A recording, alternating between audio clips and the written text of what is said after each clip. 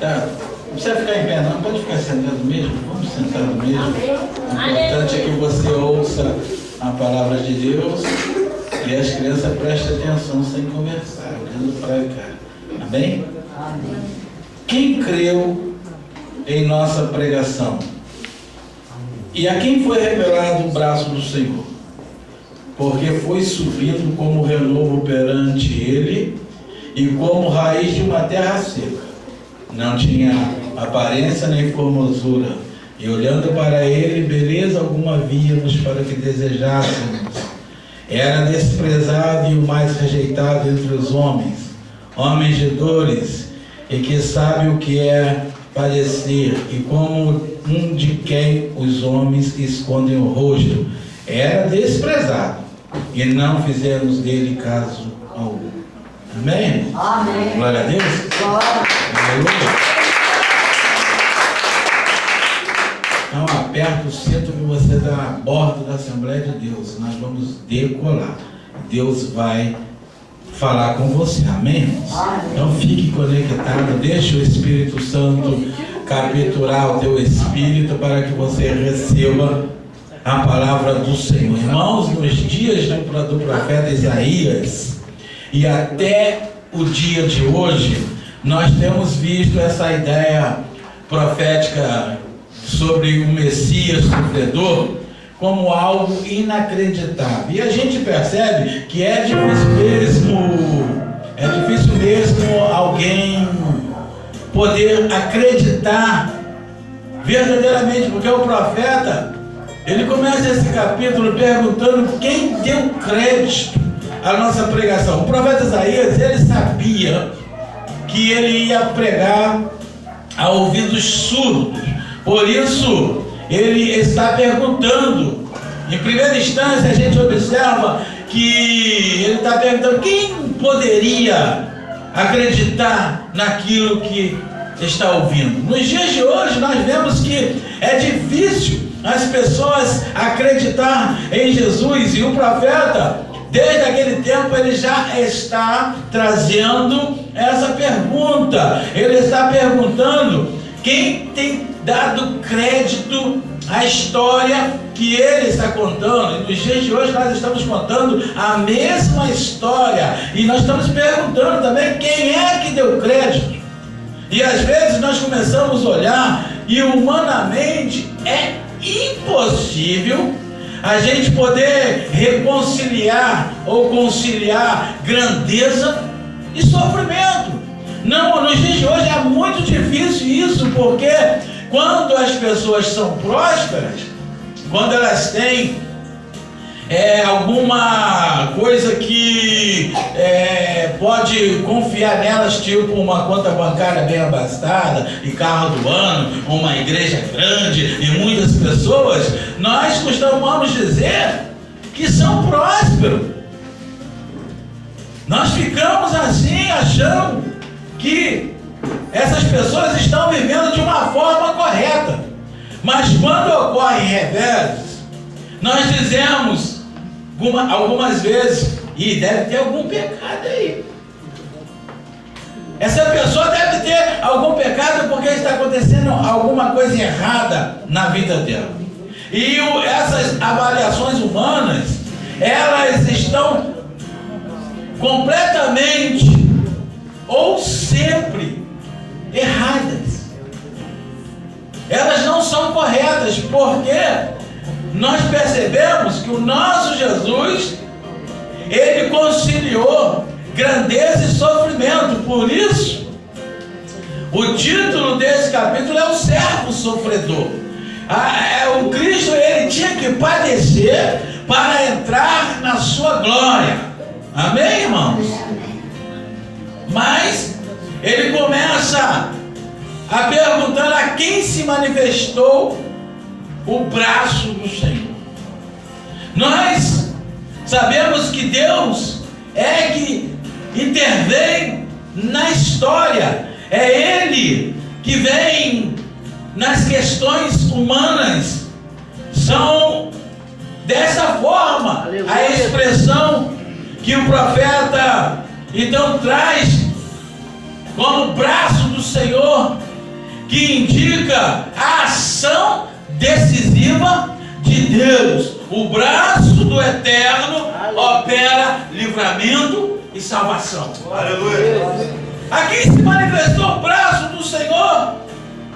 E ele começa então a trazer um pouco de uma revelação profética, porque se nós olharmos o capítulo 53, nós vamos achar que Isaías estava lá vendo Jesus sendo crucificado. Parece que ele estava naquele cenário, mas isso se acontece 600 anos antes desse acontecimento. O profeta, ele está profetizando, ele diz: foi subindo. Nós lemos aí que como renovo perante ele, como a raiz de uma terra seca. E a gente percebe que Isaías disse que foi subindo.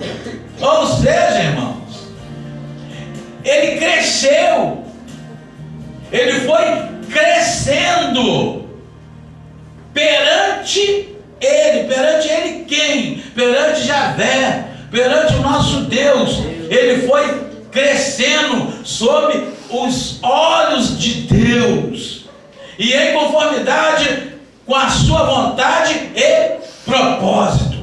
Irmãos, nós temos que crescer à medida da vontade de Deus e o seu propósito. Deus tem um propósito para cada uma das vidas que aqui estão. Então é necessário nós crescermos perante Ele, na sua vontade, no seu propósito. Para todas as vidas existe um propósito. Amém, irmão? Amém. Mas como renovo, ou seja, um rebento ou broto do tronco de Jessé. Irmãos, isso aqui é tremendo, porque ele diz de uma árvore que já foi cortada. Irmãos, observe que o Senhor, Ele é poderoso para fazer infinitamente mais do que aquilo que pensamos. Ou seja, Deus, Ele tem a competência de mudar até mesmo o passado, se Ele quiser.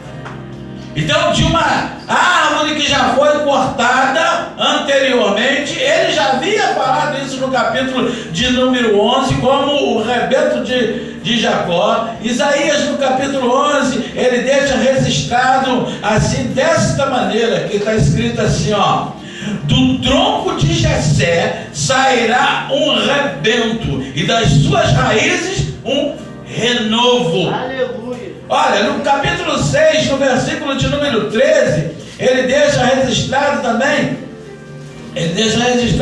assim, ó: mas se ainda ficar a 10ª parte dela, tornará a ser destruída, como o terebinto e como o carvalho, dos quais depois derribados ainda fica o toco, assim a sua santa semente é o seu toco.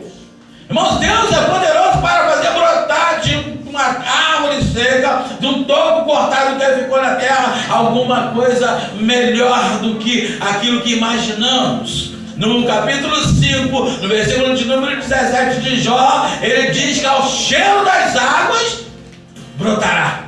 Aleluia.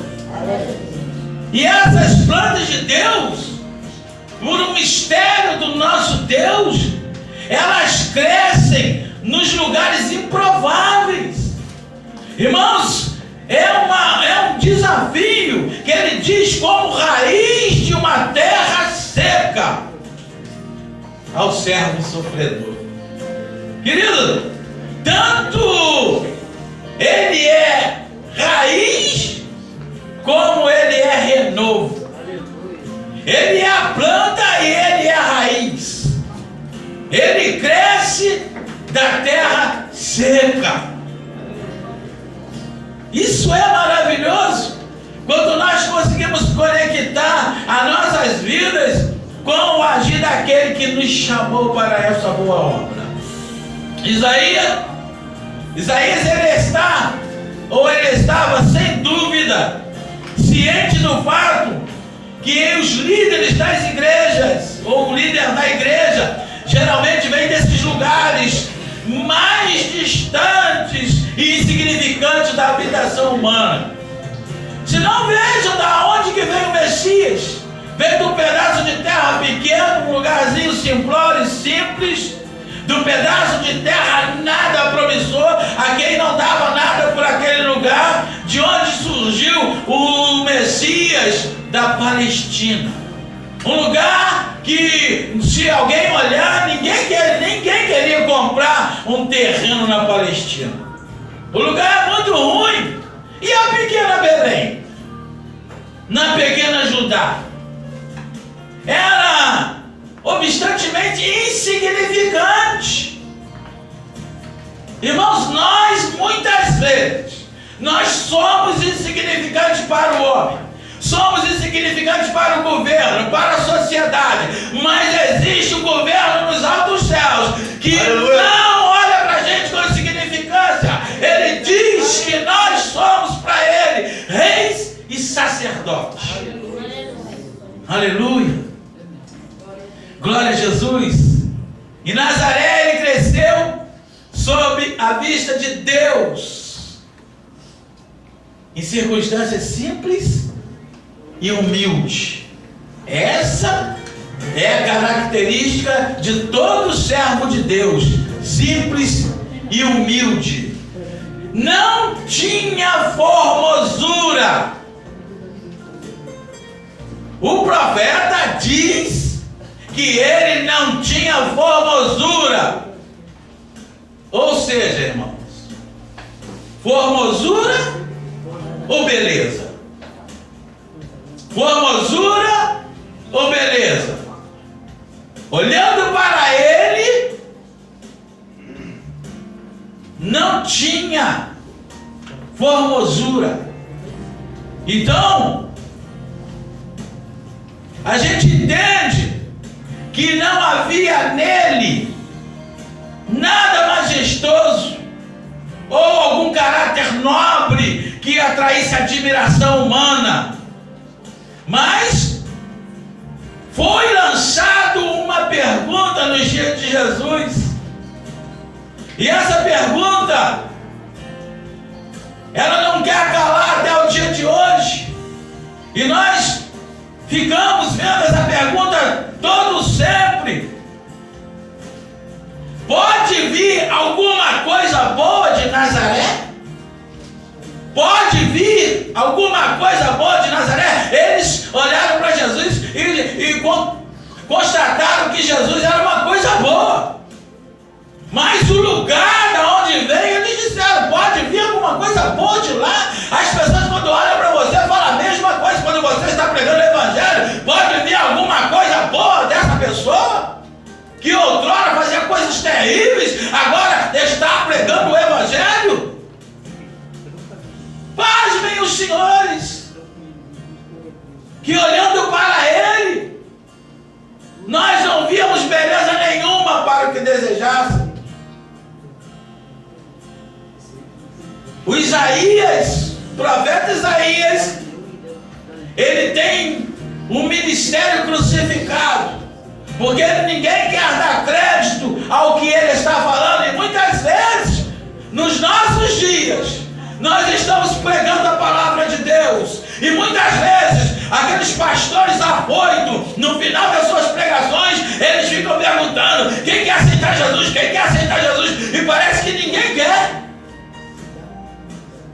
Parece que até os dias de hoje ainda não estão dando crédito a essa pregação. Parece que até os dias de hoje não querem dar crédito a esse Messias crucificado que ressuscitou no terceiro dia. Até os dias de hoje parece que as coisas de Jesus sofrem um descaso muito grande. E nós vamos perguntando, quem quer aceitar Jesus? Quem quer aceitar Jesus? E ficamos às vezes estressados, chateados, mas o Senhor, Ele sabe de todas as coisas. O Senhor chamou um povo eleito, adquirindo um zeloso de boas obras para pregar sua palavra. Quer ouça ou quer deixa de ouvir. Uma vez Ele falou para Ezequiel,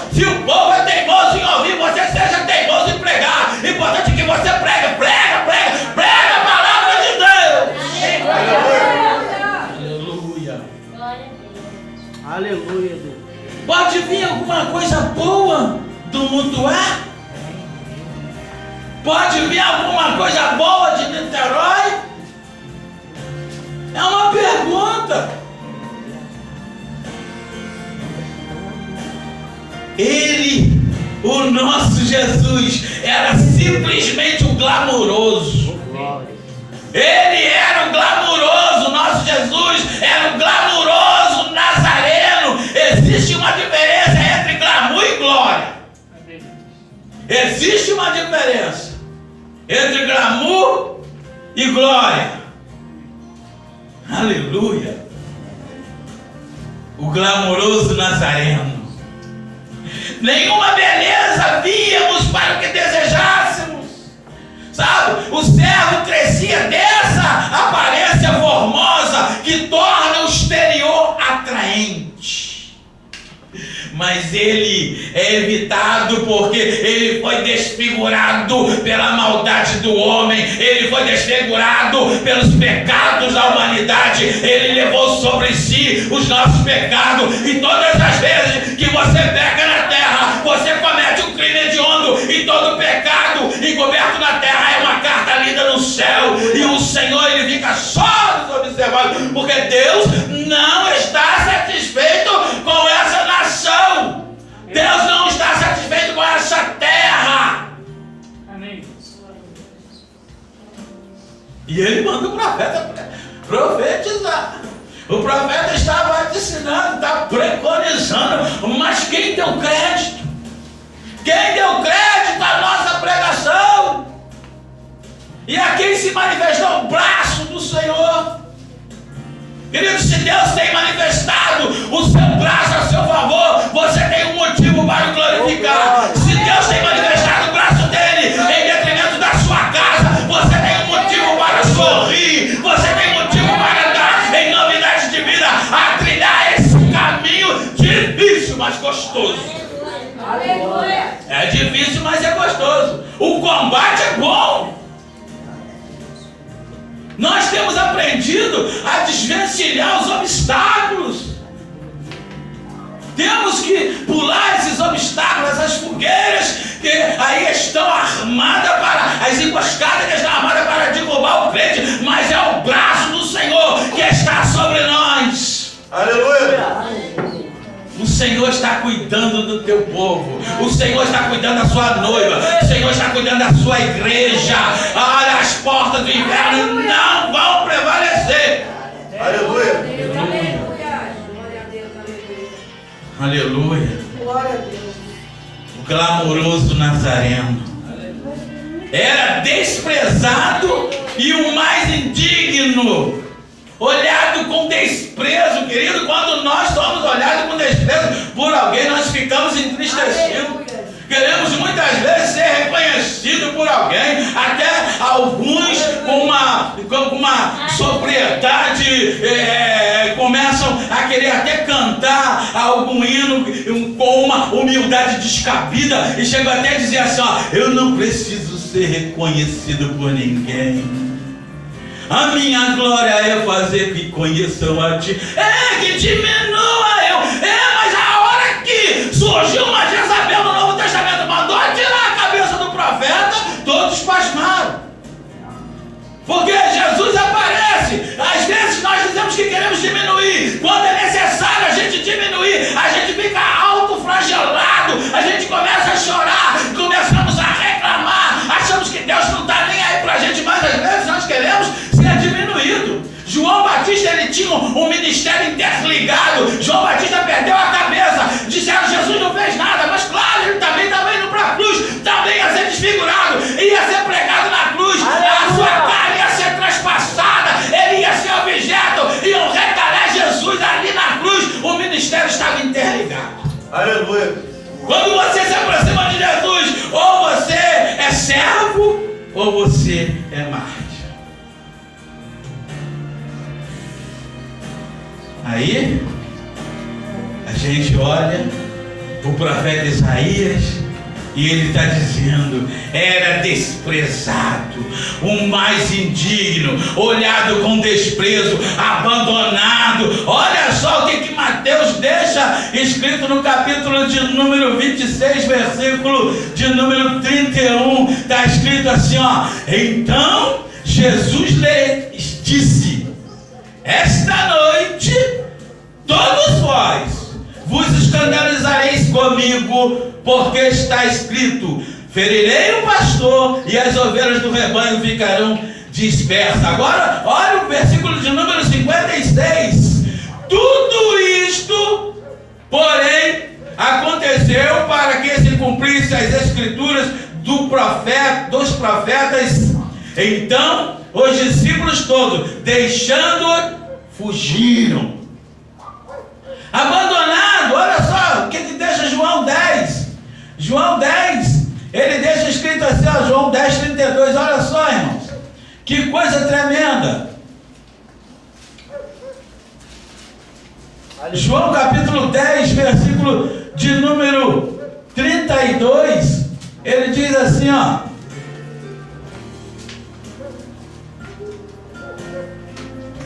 aleluia. Glória a Deus. Lembra mesmo? Respondendo Jesus: tenho-vos mostrado muitas obras boas procedentes de meu Pai. Por qual destas obras me apedrejais? Aleluia. Glória a Jesus. Mas não foi esse versículo. Eu errei. Sabe? É onde diz que todos iam abandonar Jesus. João 6. Todos iam abandonar, deixá-lo, desprezá-lo.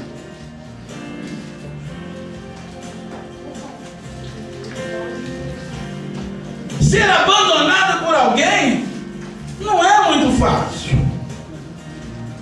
Não é coisa fácil. Porque a solidão muitas vezes é a coroa da tristeza. Muitas vezes quando nós estamos solitários, nós estamos só, parece que todos resolvem nos abandonar. Sabe? Nesse capítulo que eu separei, esse versículo diz que todos abandonaram. Jesus falou: todos me abandonaram, mas meu Pai está comigo, mas o Pai está comigo. Todos podem te abandonar, mas Jesus não te abandona. Aleluia! Jesus não abandona. Irmãos, coisa tremenda. Coisa tremenda, porque às vezes nós queremos, sabe, olhar e perceber. Versículo 16, 32, está escrito assim: eis que vem a hora, e já é chegada, em que sereis dispersos, cada um para a sua casa, e me deixareis só. Contudo, não estou só, porque o Pai está comigo. Aleluia! O Pai está comigo. Irmãos, nós estamos debaixo das asas do Todo-Poderoso. 1000 cairão ao teu lado, 10 à tua direita, mas tu não serás atingido. Aleluia! O crente precisa acreditar nisso. O crente precisa tomar posse dessa palavra profética. Você está debaixo das asas do Todo-Poderoso. Você está habitando no sangue de Cristo, no esconderijo do Altíssimo. Isso é motivo para você ter mais confiança no Senhor. Era desprezado, olhando com desprezo. E muitas vezes nós ficamos chateados quando fazem isso conosco. Quando nos abandonam e a gente começa a reclamar. E a gente vai ficando cáustico, hostil. Porque queríamos, sabe, que a imprensa, sabe, nos descobrisse. Queríamos, muitas vezes, estar, sabe, pregando nas grandes catedrais. Queríamos mostrar, sabe, a nossa forma de fazer as coisas boas para o nosso Deus. E parece que ninguém está nem aí para nós. A Globo não me descobriu ainda. Sabe por quê, irmãos? Porque eu conheço um agir de um Deus que desceu do trono da sua glória, assumiu a forma de servo, e ele valorizou mais o ser humano do que qualquer animal desse planeta. Ele falou que vós valeis mais do que um passarinho. Ele permitiu uma manada de porcos se precipitar para libertar um demoniado. Aleluia. Mas você pode pegar qualquer ser humano caído por aí, que isso não tem valor nenhum. Mas se você pegar um pinguim e botar o nome de Neymar, a Globo vem te filmar. Mas nós estamos aqui, nessa terra seca, pregando a palavra de Deus, e diz Deus: eis que derramarei do meu espírito sobre toda a carne, derramarei água sobre o sedento, e nós estamos aqui fazendo uma grande obra, e esse lugar aqui, ele está sendo impactado pela palavra de Deus nesse lugar. Somos rejeitados pelos homens, sim, somos rejeitados.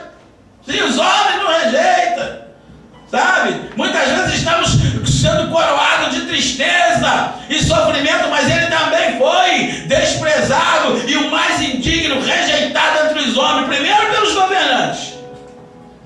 Jesus foi rejeitado pelos governantes. Teve até um deles que chegou assim para Jesus e falou: ah, Jesus, sabemos que tu és mestre em Israel. Sabemos disso. Sabe que Jesus é mestre, é rabi, é raboni, é rabã, é tudo que eles só podem achar. Mas Messias não. Messias ele não é. Sabemos que tu faz isso. Aí Jesus olhou para ele e falou: ah, meu filho, necessário vos é nascer de novo. Sabe, você é semelhante ao que te gerou, você é semelhante ao seu pai, você é gerado da carne, então você é carne. Você tem que nascer da água e do Espírito. Aleluia. Tem que nascer de novo. Você não pode entender as coisas de Deus. E às vezes Deus, ele de uma terra seca, ele traz um profeta. E o profeta às vezes não tem aparência igual esse que vos fala. Muitas vezes desdentado, muitas vezes engole o S, muitas vezes o verbo não está em concordância, muitas vezes ele erra no português. Mas aquele que criou todas as coisas, ele chama os improváveis e coloca no lugar de destaque como voz profética para profetizar para esse Brasil que aí está. Receba a virtude do Espírito Santo que descerá sobre vós. Ele foi rejeitado pelos governantes. Em segundo lugar, ele foi rejeitado pela multidão. O dia da preterição. O que prefere? Jesus chamado Cristo ou o Barrabás aí? Deus! Desprezado pela multidão. E dizem por aí que a voz do povo é a voz de Deus, não é não? É não. Desprezado pela multidão. Desprezado pelos discípulos. Dessa forma, o Cristo trilhou a solitária via dolorosa. Ele vai para o Monte das Oliveiras. Ele vai para o Monte Hermon. Lá na transfiguração, Jesus está ali na transfiguração juntamente com a sua tropa de choque. Mas quando ele desce, tem um problema lá embaixo. Tem um problema. Há uma discussão, há um burburinho. E Jesus então começa a perceber. E Jesus então ele começa a olhar em volta. E ele vê muitas coisas que nós vemos hoje. Ele era desprezado. Jesus era desprezado. Ele vê dois discípulos discutindo quem vai sentar à direita e quem vai sentar à esquerda. Ele olha, ele vê um discípulo que vai o negar. Ele olha, vê um discípulo que vai trair. E ele começa então, num sentido dele ser tremendamente humano, ele começa a sentir uma necessidade de um apoio, uma palavra amiga. Ele está clamando por solidariedade de alguém e ninguém ousa compartilhar nada com ele. Uma hora ele olha para a mãe dele e fala: o que tem contigo, mulher? Algumas pessoas acham que ele foi grosseiro e não foi. Ele está perguntando à mãe dele: meu pai compartilhou alguma coisa contigo? Você tem alguma visão? Deus falou com meu pai, falou com você. Oh, caramba. E muitas vezes ficamos assim, com as nossas vidas sequeladas, querendo muitas vezes uma mão amiga e ela não aparece, queremos ouvir palavras boas e elas não vêm, e ficamos igual Lázaro: não vem. E a gente fica assim, perguntando a Deus: o que eu fiz para não merecer? O que eu fiz? Por que eu estou passando tudo isso? Mas olha só, Jesus, ele caminhando para a cruz e não tem ninguém. Ele pergunta para os discípulos: vocês podem beber o cálice que eu vou beber? Eles dizem: podemos. Vocês podem ser batizados com fogo que ele vai me batizar? Podemos. Eles são corajosos. Eles dizem que pode, mas Jesus vai para a cruz e de um lado tem um ladrão, do outro lado tem outro ladrão. Os lugares já estavam preenchidos e desprezados. Mas de repente Jesus vai caminhando e alguém faz um convite para ele: Senhor, vem na minha casa compartilhar de um jantar. Aleluia. E Jesus falou: vem aqui, filha.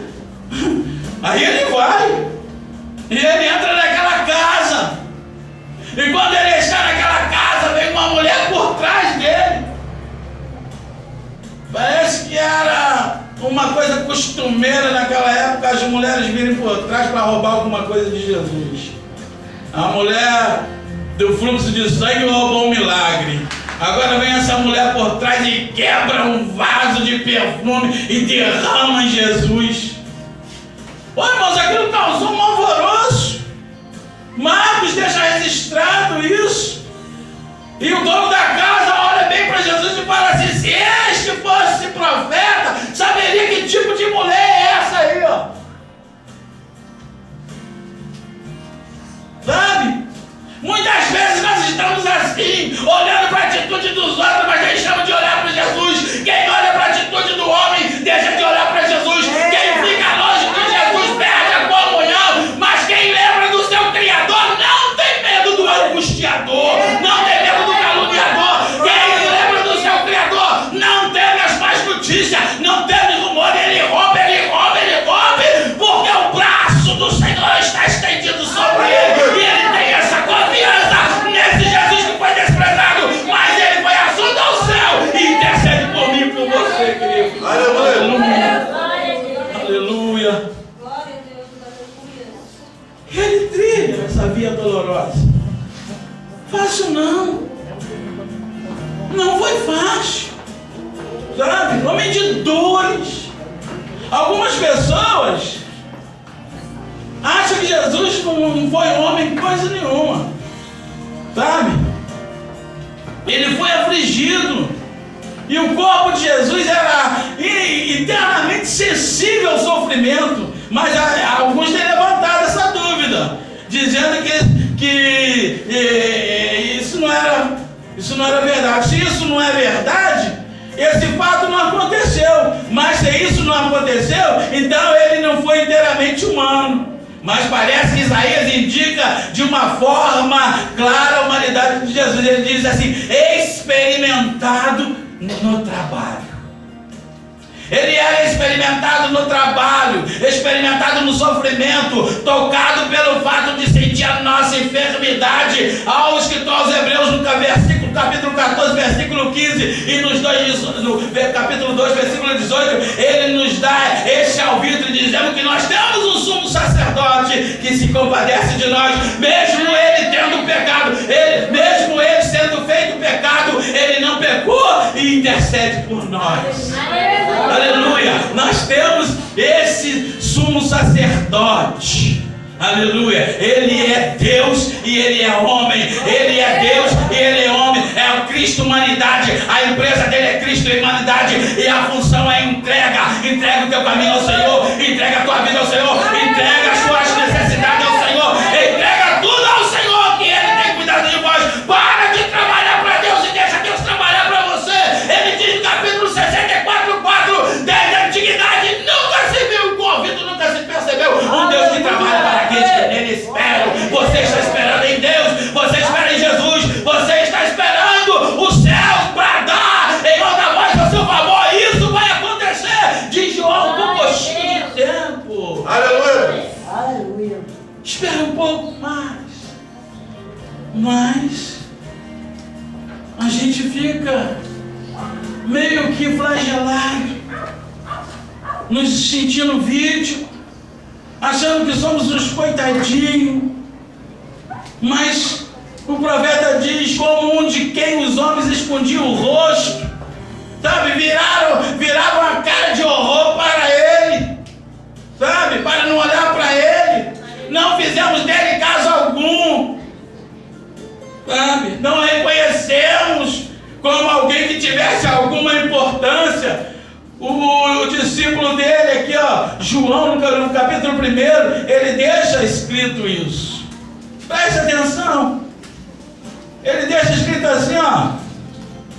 João, capítulo 1, versículo de número 10, ele diz assim, ó. O verbo estava no mundo, o mundo foi feito por intermédio dele, mas o mundo não o conheceu. Veio para o que era seu, e os seus não receberam. Também não receberam. Jesus não recebe você, não recebe nós. Eles não nos recebem também. Muitas vezes batemos na porta, mas a porta não se abre para nós. Muitas vezes ficamos, às vezes, na intercessão, na oração, no jejum, e ficamos reclamando que a porta não abriu. Mas o Senhor Jesus, misericordioso, sabedor de todos os sofrimentos do homem, Ele colocou uma porta aberta no céu. Ele colocou uma porta aberta no céu. E Ele diz, tendo qualquer força, guardaste a palavra da minha paciência, eu também vos guardarei da tribulação que há de vir sobre o mundo, e vocês estarão comigo. Nós vamos entrar por essa porta. Essa porta é Jesus. Essa porta é Jesus. Essa porta é Jesus. Jesus é a porta aberta para este mundo.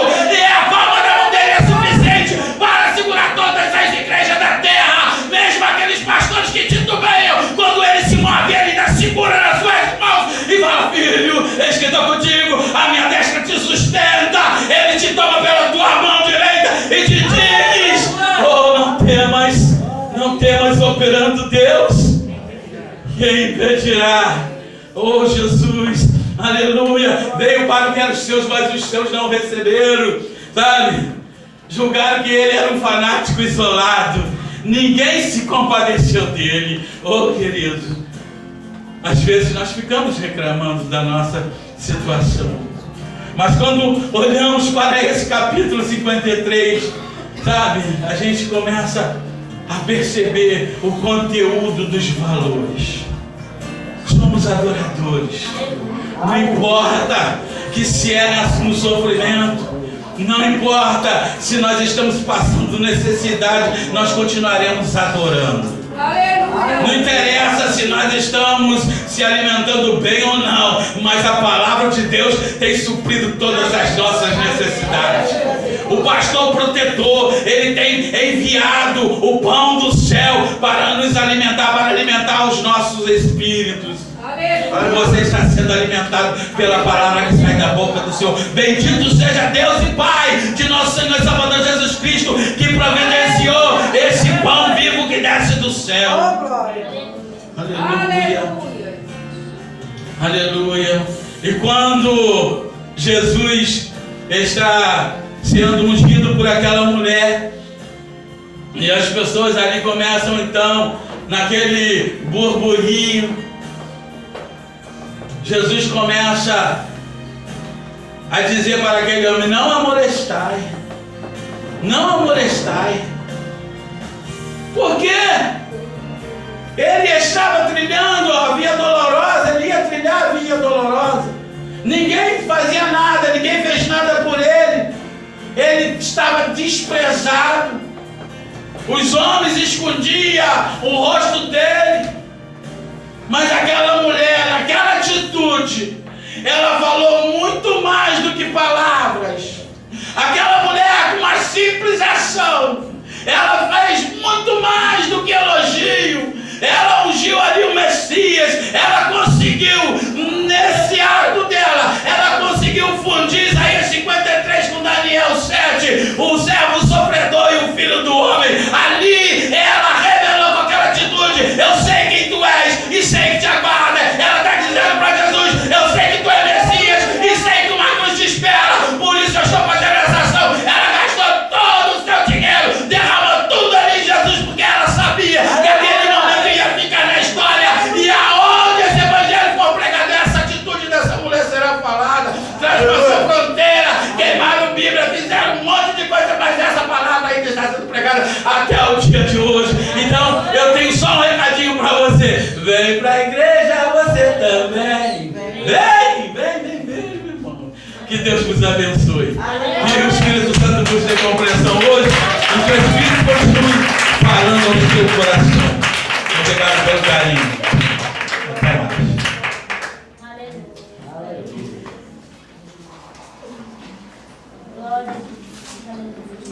Glória, glória. Aleluia. Aleluia. Glória. Meus amados, neste momento, vamos ofertar a casa do Senhor. Pega a tua semente aí.